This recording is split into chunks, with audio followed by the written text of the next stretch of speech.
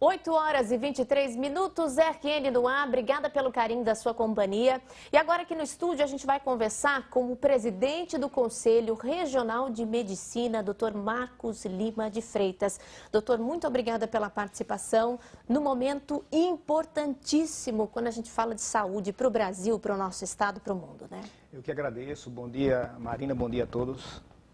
Realmente é um momento muito especial, né? Vamos começar falando. O Brasil demorou um pouco, dos países que atrasaram nessa questão de ir em busca da vacinação, mas chegou e aos poucos os estados estão recebendo as doses. Nós, por exemplo, recebemos nessa madrugada 80 mil doses que vieram do governo federal. Um momento extremamente importante quando a gente se fala de imunização diante dessa pandemia, desse caos que foi a Covid-19 para a gente, né? Com certeza. O importante é importante dizer que o processo não começou agora, né? Esse processo iniciou desde o primeiro semestre do ano passado, acho que a partir de junho a Anvisa já liberou as pesquisas por parte desses laboratórios a nível nacional. Então o processo já iniciou, já faz alguns meses. Agora chegamos numa nova etapa, o momento de aprovação, né, por parte da Anvisa também, de algumas desses estudos que foram realizados, né?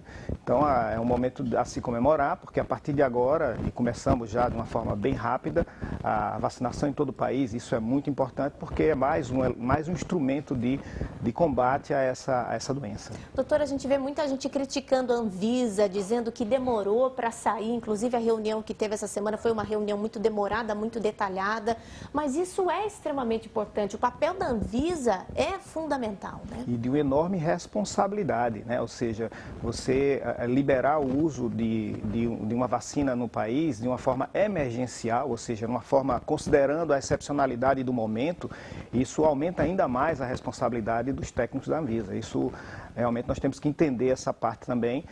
E lógico que existe uma série de protocolos mínimos a serem cumpridos e eu acredito que talvez esse retraso a gente tem que entender que não dependeu apenas da Anvisa, também dependia dos próprios laboratórios que demoraram um pouco a apresentar seus trabalhos e eu acho que é uma responsabilidade enorme da Anvisa e esse trabalho foi concretizado, né? Pelo menos 2 das vacinas que estão sendo testadas, elas já foram aprovadas e agora estamos começando a recebê-las, né?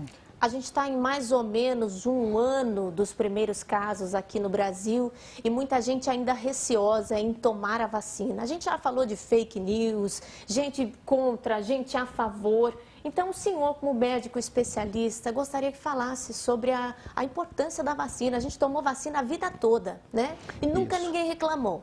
Mas daí, no momento de pandemia, agora por conta desse caos que nós vivemos, muita gente ainda duvidando da eficácia das vacinas. Assim, eu entendo como natural, às vezes, o receio pelo fato de ser algo emergencial, né? Que não cumpriu todos os critérios. Mas a gente tem que entender que o nosso país ele tem um Programa Nacional de Imunização que já tem 48 anos de existência, é uma história de quase meio século e que tem um serviço prestado à saúde pública do país, é um serviço extremamente importante ao longo desses anos. Eu sou testemunha viva da importância da vacinação, fui médico do José Trigueiro e na década de 90 nós tínhamos muitas crianças internadas com complicações de meningites por hemófilos e a partir do momento em que a vacinação começou, para hemófilos, essas crianças desapareceram e eram meningites complicadas que deixavam sequelas graves e inclusive com letalidade elevada naquela época, né?